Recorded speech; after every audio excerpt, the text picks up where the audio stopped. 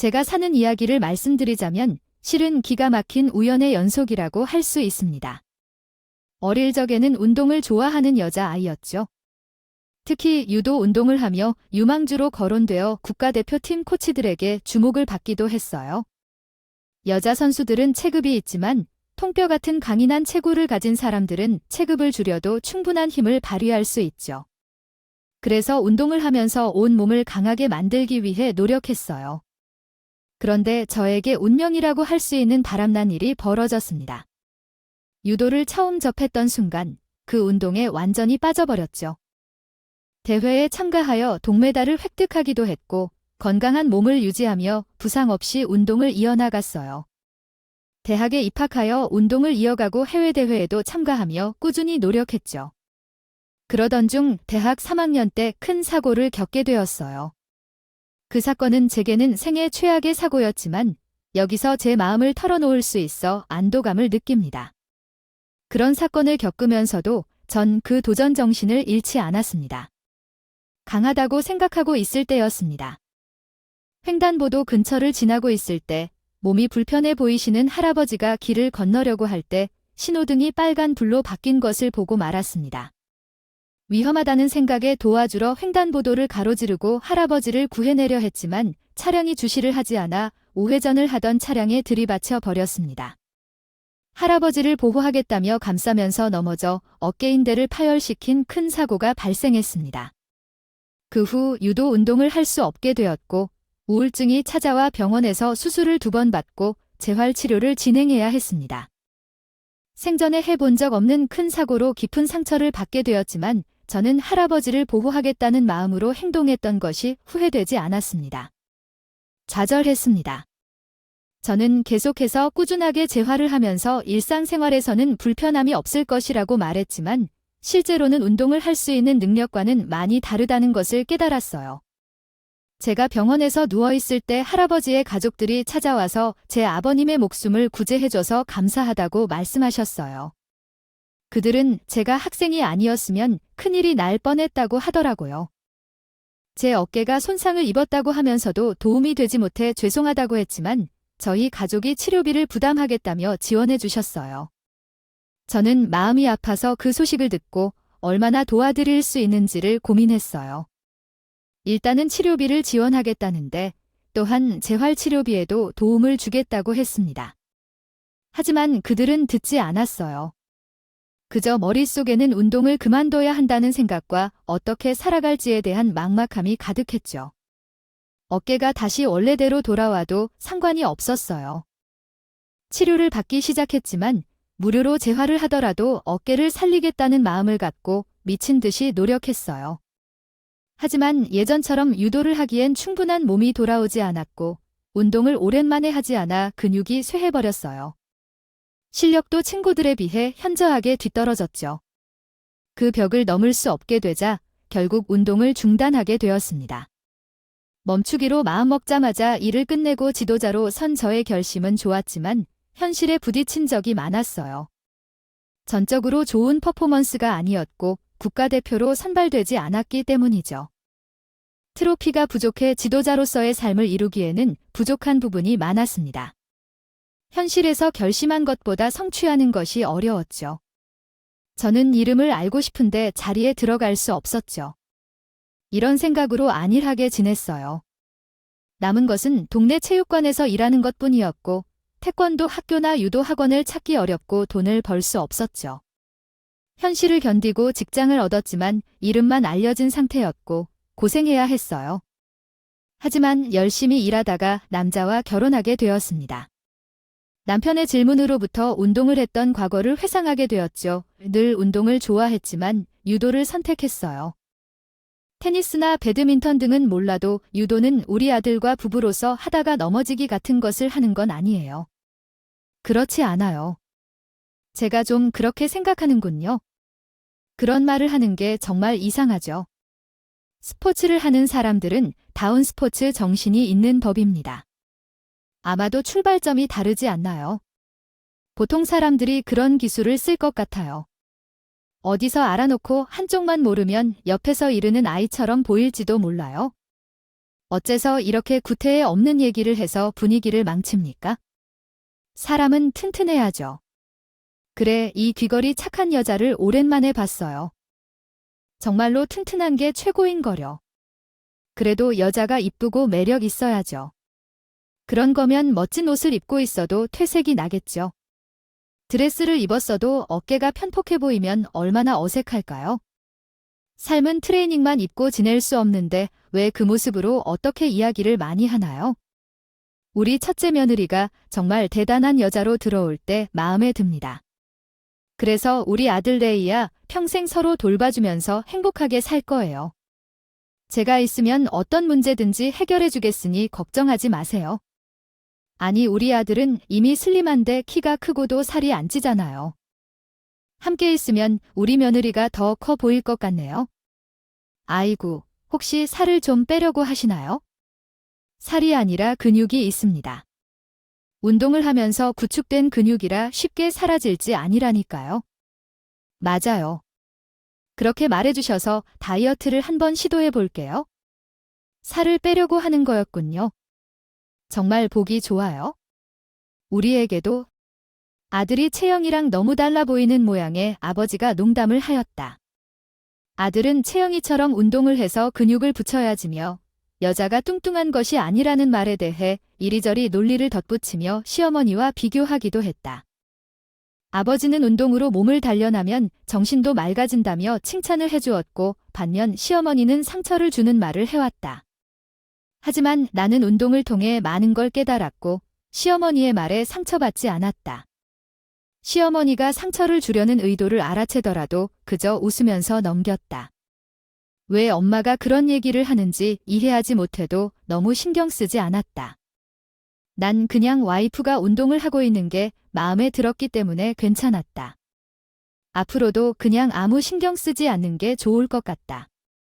저는 정말 엄마가 말랐어도 다른 사람들도 다 그럴 것이라고 생각해요. 어머니가 자녀를 잘 키우고 건강하게 낳으면 얼마나 축복인지 알아요. 여자가 부드럽고 맛있어야 보호하고 싶은 마음이 생기는 건 사실이죠. 저에게는 왜 결혼 후에는 마음에 안 든다는 시어머니가 있었어요. 시어머니는 제가 신부살이를 싫어해서 저런 식으로 행동을 한 거였어요. 그래요. 물론 어머니는 시어머니한테 시집살이 하라는 걸 몹시 싫어하고 딱딱한 일인 나무를 옮기라고 했지만 어깨인대가 나갔지만 재활로 건강하게 회복했는데요. 어쩌면 그냥 노동이 힘만 있고 근력만 있을 뿐인 일이지만 시어머니는 쉬운 일을 시키니 신랄이 올라가서 허망해지는 거였어요. 아버지는 칭찬을 해줬고 그렇게 해서 일일이 옮기는구나. 사실 이런 사람들이 집에 들어오니까 보기 좋다는 건 몰랐어요. 요리를 해 먹고 건강하게 챙기는 우리 며느리 정말 보기 좋아요. 이렇게 이야기할 때예요. 사실요. 아버지의 말이나 우리 아가씨에게 한 말이 모두 같았어요. 우리 아가씨는 작고 약하고 힘이 없어서 항상 다이어트를 하며 굶고 있는데 아버지는 그렇게 밥을 잘 먹는 아가씨를 참담하게 여겨서 나를 꾸준히 비난하고 비교했어요. 하지만 저는 일부러 그런 일을 의도한 것이 아니었죠. 남자들과 경쟁하는 루돌프라는 운동을 하며 힘을 썼고 성격이 단호해서 일을 열심히 하는 게 쉬웠어요. 아가씨와 정반대인데 아가씨와 이런 제가 싫어서 뭔가를 찾아내려고 했던 거예요. 언니는 힘을 잘 쓰서 부러지면 큰일일 것 같아요. 운동 때문에 언니가 무섭게 보여요. 얼굴에 석 신어 있는데 만나도 무섭고 연니한테 실수해도 날아갈 것 같아 무서워요. 그래서 아가씨 조심해야 해요. 주의를 주면 언니는 협박해도 쉽게 비틀어지기도 해 말이야. 그렇구나, 여러분. 이야기의 내용을 한국어로 번역해 보겠습니다. 그래요. 뼈가 부러지길 싫으면 조심하라고 알려주는 것이 좋아요. 언니, 정말 그렇게 안 봤는데 너무 무서운 사람이죠. 어머, 제가 언제 아가씨를 때리겠다고 했나요? 아, 그냥 나한테 조심하라고 했지요. 만약에 아가씨가 무슨 말이에요 하면서 한 대를 건드렸다가 힘 조절을 못해서 문제가 생길 수도 있잖아요. 그래도 얻어맞는 것은 싫었는지 그 후로 입을 다물게 됐어요. 우리 시아버지는 저에게 아주 외길 인생을 살라고 해주셨어요. 물론 여기까지는 다 귀여운 이야기라서 넘어갈 수 있었지만 본격적인 문제는 둘째 도련님이 결혼한 뒤 제가 결혼하고 2년 뒤 결혼했을 때 벌어졌어요. 그래서 우리 동서가 엄청나게 여우구나. 동서도 신우랑 비슷하게 농부에게 달려가서 말렸어요. 둘 다 어딘가에 붙어 있어서 170cm의 키를 가진 저와는 비교되었어요. 제가 170cm에 68kg인데 근육이 많아서 떡대가 조금 있지만 몸이 뚱뚱하진 않았어요. 어느 날 시아버지가 저랑 동서를 비교하면서 이야기를 했어요. 내가 친구들한테 얼마나 자랑을 하는지 몰라.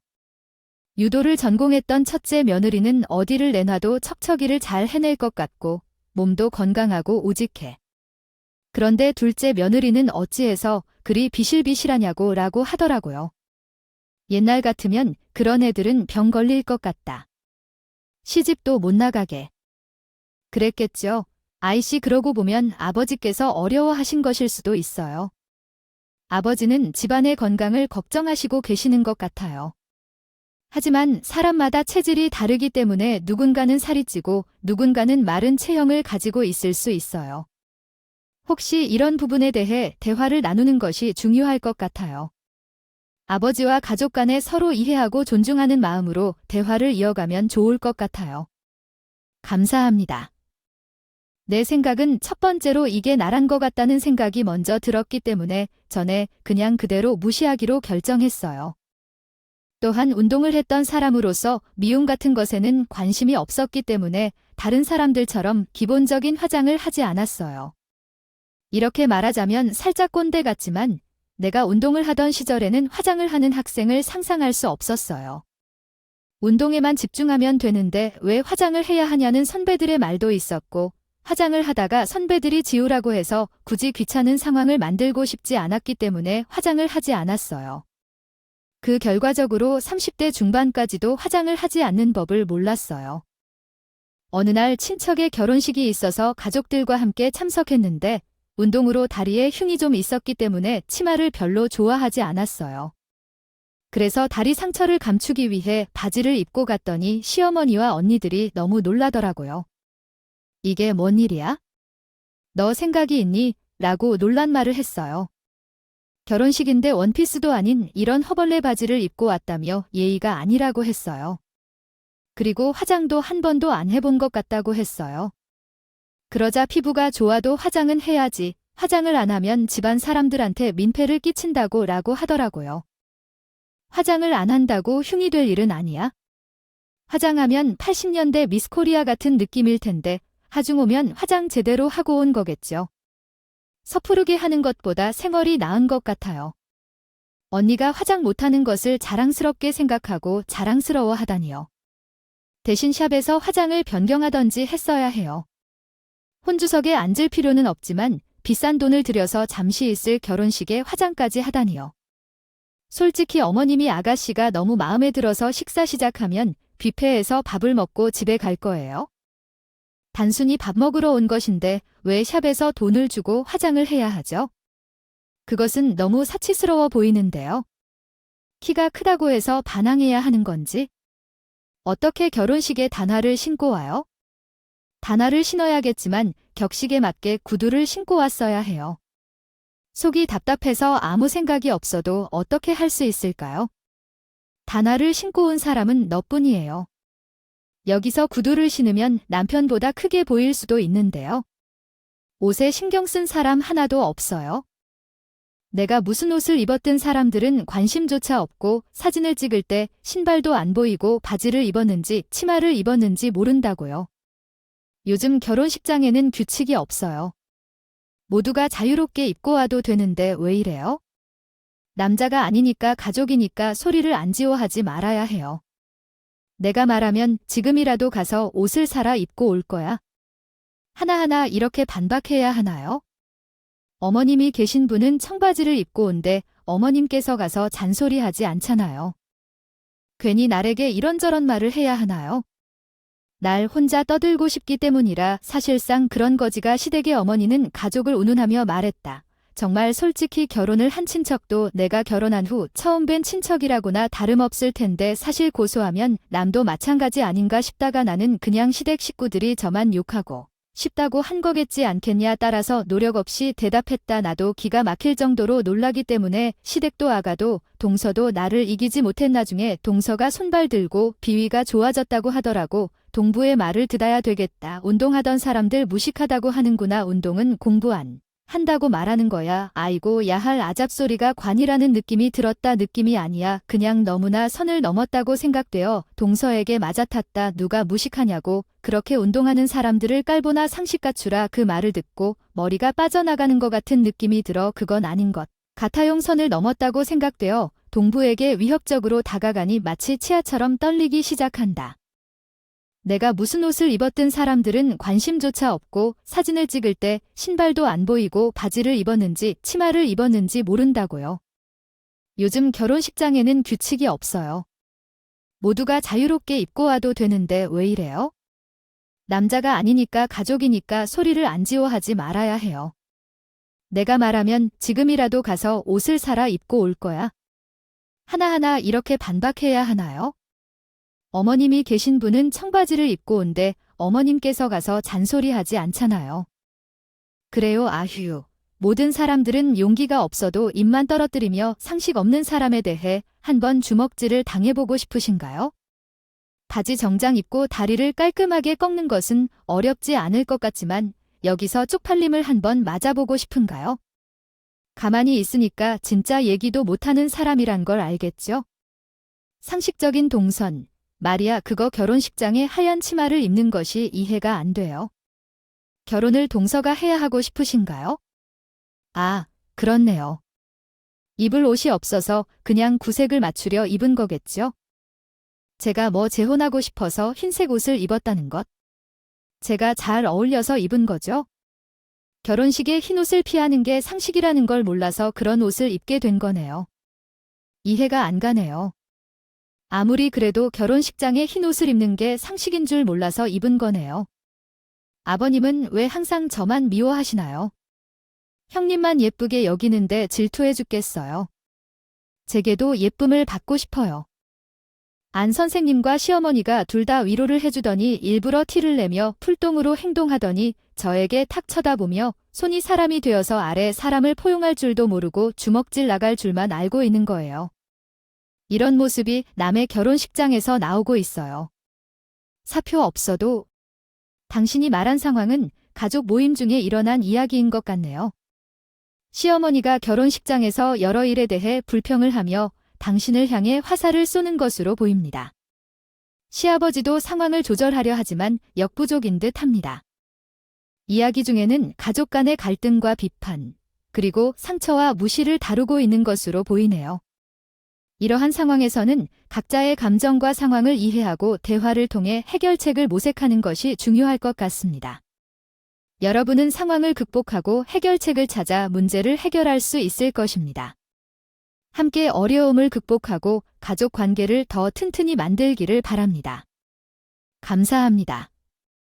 예측하면서도 그저 내가 우리 친척들 사이에서의 말이야.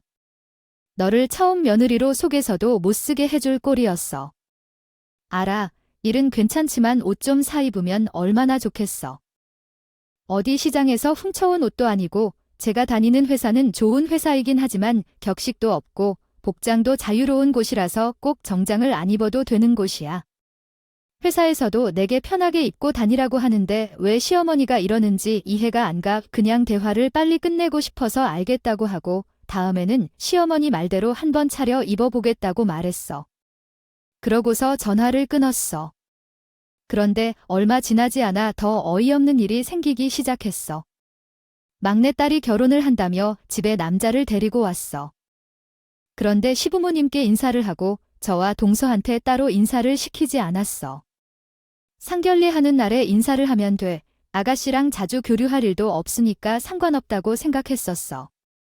길이 가까운데 살지 않고 아가씨가 자신의 인생을 개척하며 살아간다면서 난 굳이 상대방이나 가족을 만날 필요는 없었어. 아가씨가 결혼한다면 축하할게. 그러다가 정해진 날에 온 모든 가족이 한자리에 모일 거고 상견례하는 날에 찾아와 주면 TV를 선물해 주겠다고 했어. 감사 인사를 한 다음 한동안 소식이 없어서 걱정했어요. 결혼 준비가 어떻게 진행되고 있는지 물어보기 전에 결혼한다고 하신 것을 듣고 혼란스러워졌어요. 최근에 결혼 준비를 시작하면서 바쁘게 일하는 사람들이 많아서 아마 그렇지 않을까 생각했어요. 궁금해서 질문을 드렸지만 상처를 주지 않기 위해 별말을 안 했습니다. 몇 날이 지나서 시아버지께서 가족 소환을 하셔서 식사 자리에 예비 신랑과 함께 참석했다고 해요. 처음 보는 사람들끼리 만나기 때문에 어색할 것 같았겠어요. 예비 신랑과 예비 며느리가 서로 편하게 돌봐주는 모습이 눈에 띄었어요. 화기애애한 분위기에서 처음 본 사이에 좋은 인상을 줬네요. 결혼해 다음에 좋은 가족이 되길 바라며 인사드립니다. 처음 뵌 두 사이에 친밀함을 보인 형님은 왜 나오지 않으셨는지 의아했어요. 바빠서 참석하지 못하신다는 이야기를 들었는데 혹시 사업을 하고 계시다면서 궁금해했죠. 예비 신랑과 함께 혼란에 빠져서 부조리하게 대답했네요. 상대방도 낯선 상황에서 어색해하며 막연한 소리를 했다고 해요. 그러나 결혼 전에 만나 뵈어 다행이라고 생각했어요. 다른 얘기를 할까요? 결혼식 준비가 잘 진행 중이에요. 식장이 다른 예약 때문에 화제를 돌리려고 하면서 이야기했던데 화제를 교환했어요. 하지만 시어머니와 아가씨를 부부로 나타냈는데 상견례장에 우리를 부르지 않았다고 했어요. 남편과 함께 우리는 기이한 마음이 들었어요. 그날 식사가 끝나고 예비 신랑이 집에 갔을 때 우리 부부는 말하기 시작했어요. 솔직히 실망스럽고 놀랐다고 말했어요. 어째서 우리를 상견례장에 부르지 않았나요? 황당했던데 이해가 가지 않았어요. 실수를 했어도 어떻게 해결할 걸 알 수 없었어요. 솔직히 말해달라고 첫째, 누나가 너무 부끄러워서 부르지 않았다고 했어요. 우리 예비 시댁은 부잣집이고 사업을 하고 부동산도 많이 가지고 계신 듯한 느낌이에요. 정확한 정보는 모르지만 부품이 잘 흘러 보이는 것 같아요. 부자들이 큰 누나가 어떻게 보일지 생각했어요. 격식 있는 자리에 운동화를 신고 이상한 옷을 입는다면 부족해 보일 것 같아요. 우리 집안이 무시당할 것 같아서 부러미처럼 안 부르긴 했어요. 아가씨가 저의 모습이 부적절해서 부르지 않았다고 해요. 저의 기분이 나쁘지 않아요. 남편도 곤혹스러워했어요. 우리 부부를 상견례장에 안 부르다고 하면 인터넷에 올려도 큰 논란이 야할 것 같아요. 미리 옷을 골라 입을 줄을 알지만 운동화와 청바지로 상견례장에 가겠어요. 진짜 말로 표현할 수 없어. 아휴. 솔직히 형님, 전적나 아닌 아주 미약합니다. 평소엔 괜찮은 모습을 유지하셔야 이런 일 없겠어요. 형님이 보여준 것 때문에 아가씨가 선택한 게 당연한 일이죠. 맞아요. 둘째 말은 틀린 게 없어요. 결혼식 날에는 제대로 준비해 가야 해요. 결혼식에도 불려도 되나 싶을 정도이긴 하지만 가족이란 건 어쩔 수 없으니까 참석해야죠. 너무 하시는데요. 몸빼바지나 추리닝도 아닌데 왜 그러세요? 제 것도 잘 입었는데 말이야. 아들 체형보다 건장한 것 같고 화장도 안 하고 항상 짧게 자르는데 말이야. 우리 딸 결혼식에 나타나는 건 말아요. 그냥 안 나와도 괜찮아. 그래도 출석해야겠다고 생각해. 어떻게든 사람들의 기대에 부응하려고 해 7개월이 지났고 부잣집에 시집을 간다던 계획한 아가씨는 아주 예쁘네요. 세북을 준비하는 사돈택이 정말 부자인지 돈 걱정 없이 모든 결혼 준비를 마쳤다. 그는 혼수까지 TV 선물로 주겠다고 했고 예비실에서 이미 모든 것을 채워놓았다. 정말 흥분한 택은 모든 것을 마친 뒤 룰루랄라 소리를 지르며 말했다. 결혼식을 올리는 것은 그렇게 부러운 일은 아니었지만 돈 걱정 없이 시집을 간다는 것이 살짝 부럽기도 했다. 나는 결혼할 때 돈 문제로 수많은 고민을 하면서 모든 것을 처리해야 했기 때문에 어려웠다. 혹시 이것이 아가씨가 가진 복이라면 그럴 것이지만 부러워서 배가 아프다는 말이 있다. 자매가 신혼여행을 막아놓더라고요. 아니 결혼식을 내일 새벽에 하면서 미래의 남편에게 세북은 그렇게 부자의 삶을 연출하기엔 무리가 있는 것 아니에요? 돈을 이야기할 때 저의 관심이 아니니 그런 부분은 자신이 지금 결혼 준비를 하면서 걱정을 해야 한다. 결혼식에서 그렇게 비치는 다소 바보 같음에 불과하여 걱정이 된다고 해요. 돈 문제는 그대로 옷차림이 있지만 끝까지 남자가 제대로 해줄 것으로 생각하지 않습니까? 자랑거리로 다가겨 신경은 살필 필요가 있습니다. 그럴 것으로 예상되는 신랑과 그 행동으로 행복을 공유할 것입니다. 중요한 날에만 입는 원피스를 꺼내서 입었습니다. 다리가 좀 창피하기도 하고 제가 운동하던 당시에 시장을 하러 가거나 수상을 하러 갈 때 입었던 옷이라 그런지 살이 조금 빠진 지금 입기엔 살짝 커 보이긴 했지만 저랑 여웅안 어울리는 건 아니라서 입었죠. 맨날 그렇게 치마치마 활용을 하는데 아가씨 결혼식이니까 딱 한 번 입어보자 싶어서 입고 갔다. 남편이랑 저랑 식장에 도착을 해서 대충 둘러보고 우리 시댁 식구들이랑 사돈 식구들이 인사를 하는 걸 보고 그쪽으로 가고 있는데 그 자리에서 가식적으로 웃고 떠들고 있던 동서가 저를 먼저 발견하고서는 놀래서 소리를 냅다 치더라고요. 어머 놀래라 아줌마 차비. 여기 출입 금지니까 이만 나가세요. 봐요.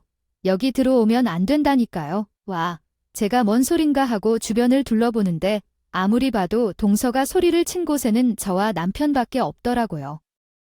아, 이게 무슨 소리인가 싶어서 일단 그 자리에 멈춰서서 동서가 입을 열길 기다리는데 저에게 황급히 달려오더니만 일부러 사람들 들으라는 듯이 이야기를 하더라고요.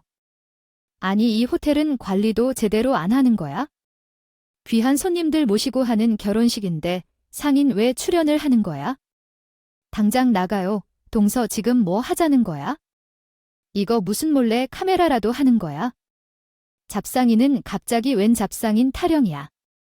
아, 비켜봐. 나도 어르신들이랑 인사 좀 하게 해. 동사는 무슨 동사 아우. 진짜 미쳤나봐. 그렇게 부르지 말아요. 꼴이 이게 뭐야? 정말 엄마 정장이라 빌려 입은 애처럼 옷은 큼지막해가지고 이거 도대체 몇 년이나 된 옷이에요. 디자인도 그리고 옷감도 여기.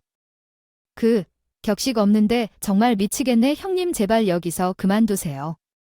아가씨 생각하면서 바로 나가세요. 결혼식에 올게 내가 나중에 사진 찍어서 보여줄게요. 이거 뭐야? 적어도 명품 입어야지. 사돈마저 부자인데 이 정도 생각도 없어. 어떻게 해야 돼? 남편이랑 나 둘 다 말 못하겠어요. 그래서 내가 옷 못 입고 화장도 못하고 그냥 잡상 취급을 받으려던 건데 참을 수 없어요. 소란 피우는 거라도 어쩔 수 없을 듯해서 기가 막혀버려요. 동서야, 뭐 하는 거야? 하다가 갑자기 멀리서 구경하던 사돈 어르신이 덜덜 떨면서 다가와서 인사하더라고요. 가족들도 황당해하면서 뭐냐고 묻더니 사돈 봤더니 이상하게 나이가 읽히더라고요. 인맥이 없는데 어디서 만난 적이 있을까 생각하다가 다시 생각해도 모르겠네요. 부자인 사람을 이런 자리에서 만난 적이 있나 생각하다가 이 자리에서 다시 만나 넘쳐요. 처음 뵙도록 합니다. 정말 미안하지만 사돈 어르신은 알겠는데 제가 기억이 안 나네요. 어떤 인연이 있는지 기억이 안 나요. 미안합니다. 어디서 만난 건지 알 수 있을까요? 아, 당연하죠. 거의 20년이 다 되니까 가물가물하겠죠? 당신은 우리 아버지께서 감사하게 여기시는 생명의 은인이시죠. 기억이 딱 남아있어요. 아예 우리 며느리는 어른의 아버지를 살린 생명의 은인이라고 해요. 그게 무슨 의미인지 모르겠어요. 우리 큰 애가 정의롭게 일을 했다고 하네요. 큰 며느리의 이름은 김호연 씨 맞죠? 제가 이름을 명확하게 기억하고 있으니 아마 맞을 것 같아요. 십수년 전에 횡단보도에서 목숨을 살린 노인을 기억하시나요? 그 기억은 학교에서 남아 있을 것 같아서요. 그런데 왜 그 사건을 기억 못하는 걸까요? 사고 이후로 어깨가 망가진 채로 살다 보니까 기억이 안 나는 것일까요? 사람 한 명은 살렸다는 것에 감사해야겠죠. 할아버지의 아들이 우리 가족이 되었네요. 이러한 연연이 이어질 줄은 몰랐어요. 정확하게 기억하고 계시니 정말 다행이네요. 제가 할아버지 아들을 찾은 만큼 열심히 찾아봐야겠네요. 할아버지는 병원에 여러 번 방문했을 텐데 할아버지가 아드님이라고요? 이런 인연이 다시 이어질 수 있다니 믿기 어려워서요. 그때 구해준 노인은 거의 80대가 되셨을 텐데요. 아들과도 만날 수 있을지요? 할아버지는 병실을 몇 차례 찾아들어서 돈을 내도 괜찮다고 했는데 다시 건강하게 움직일 수 있길 바라봅니다. 치료비를 부담하겠다고 말해주던 그의 얼굴이 생생히 떠올라요. 정말 얼마나 많은 노력을 기울여 찾고 싶었는지 모르겠어요. 사고 이후에 아무 문제 없이 잘 지냈고 운동을 그만둔 후에는 소식이 뜸했어요. 정말 힘들었을 텐데 우리는 그때 제대로 된 보상을 주지 못해 죄책감을 가졌어요. 다른 병원에서 치료를 받고 회복했는데 우리 아버지의 삶을 새로 살게 해준 분이었어요. 계속 연락을 해야 했는데 내내 마음이 아프네요. 저희 아버지께서 돌아가시면서 남긴 유언은 만약 본인을 구해준 학생을 만나게 된다면 그 학생에게 평생 먹고 살 수 있는 만큼의 재산을 전해줘야 한다는 내용이었습니다. 그 돈을 들고 있던 제가 드디어 주인을 찾아낸 순간 아버지의 마지막 의지까지 이루어진 것을 느꼈어요. 이 사연을 들은 저와 남편은 이야기를 듣자마자 이게 정말일까 하는 생각을 했습니다. 재산을 나누려 한 푼도 쓰지 않고 지킨 것이 신기했죠. 결국 이 인연이 우리의 결혼식장에서 이뤄지게 될 줄은 상상도 못했을 것 같아요. 우리와 시아버지만 관심이 있었던 걸까요? 정말 사건은 뜻밖의 결말을 맞았습니다. 놀랍게도 드레스를 입고 입만 벌리고 있던 저와 시어머니, 그리고 모두가 놀라기만 했는데요. 가족이 된다는 우리의 운명을 당연하게 생각했던 것이지만 이렇게 우연히 결합된 것은 정말 대단합니다. 이는 진정한 가족이 되리라는 뜻이겠죠. 제가 이 길을 밟게 된 것이 감사한 것뿐입니다. 아끼는 며느리이자 든든한 사랑으로 입문하게 돼 영광스럽습니다. 정말로 특별한 일입니다. 아버지를 구해준 여학생의 자리에서 놀라긴 했지만 병원에서 제 화를 치료받던 힘겹고 고된 시간을 생각하면 놀랍지 않습니다. 혹시 모두가 충격을 받던 이 인연은 어쩌면 우리의 인연일지도 모르겠어요. 아버지의 뜻을 이루어가는 것만으로도 충분히 든든하고 행복한 시간입니다. 포기하는 것도 쉬운 일이 아니었을 텐데요. 그래도 잘 받았으니 이렇게 일상생활하는데 문제가 없는 거겠지요. 앞으로는 어려운 일이 생기면 언제든지 제게 말을 해주세요. 제가 도울 수 있는 일이 있다면 발벗고 나서서 돕겠습니다. 그 말에 아주 티나게 우리 아가씨의 얼굴이 싹 굳어버리더라고요. 저는 이거다 싶은 생각이 바로 들더라고요. 그래서 제가 웃으면서 그랬죠. 아휴, 이렇게 든든하신 분이 제 편이 되어주시겠다는 제가 앞으로 어려울 일이 뭐가 있을까요? 아가씨, 이제 나한테 잘해야겠네요. 내가 아가씨 목숨줄 붙잡고 있는 거나 다름없는데 이렇게 인연이 있을 줄 어떻게 알았겠어. 상례 자리에서 참석을 했으면 더 일찍 알았을 텐데 그렇죠. 결혼식은 당연히 잘 끝이 났고요. 그 이후에 제 처지는 완벽하게 뒤바뀌게 되었죠. 혹시라도 제가 지내 시댁에 가 허튼 소리를 할까봐 아가씨는 내내 제 눈치만 봐야 했고요. 시어머니 또한 아가씨가 시집살이도 당하게 될까봐 저에게 찍소리도 못하게 되었거든요. 저를 잡상인 취급하면서 일부러 쪽팔림을 주려고 했던 동서, 걔는 그냥 저희 집안에서 완전히 나가이 됐죠. 아, 어디 못돼 먹은 게 큰며느리가 손이 사람인데 그렇게 잡상인 취급을 하면서 하대를 하냐? 너같이 속이 베베 꼬인 사람은 우리 집안 며느리 할 자격이 없다. 아, 꼴도 보기 싫어. 아가씨도 시어머니도 그렇게 의기투합하더니 동서가 시아버지 눈밖에 완전히 나버리자 모르는 척하더라고요. 버지가 노바에 대발하면서 미쳤냐고 동서에게 욕을 고지른 죄가 있으니 그 뒤로는 정말 죽은 사람처럼 조용히 지내더라고요. 거기다가 아가씨의 제가 이야기하고자 하는 내용은 시댁에서 돈을 주고받은 후에 일어난 일입니다. 처음에 시댁에서 제게 맡아둔 돈을 줬는데 할아버지가 평생 먹고 살 재산을 주라고 하셔서 약간 부담스러웠어요. 그래서 제가 현금만 받겠다고 했더니 돈을 주고 받기 위해서 복잡한 절차가 있었습니다. 그렇게 받은 돈을 대신하여 남편을 사돈 어른 회사로 이직시켜달라고 하기도 했고 시어머니도 제 눈치를 엄격히 살피시는 것 같아 어색했어요. 이런 일들 덕분에 가정 분위기가 조용해졌는데 인연이라는 것이 정말 가볍게 넘길 수 없다는 걸 깨달았습니다. 이런 일들을 겪으며 오늘도 감사하고 행복한 하루를 보내고 싶습니다. 이야기를 들어주셔서 감사드리고 여러분 모두 항상 행복한 날들이 많으시기를 바랍니다. 감사합니다.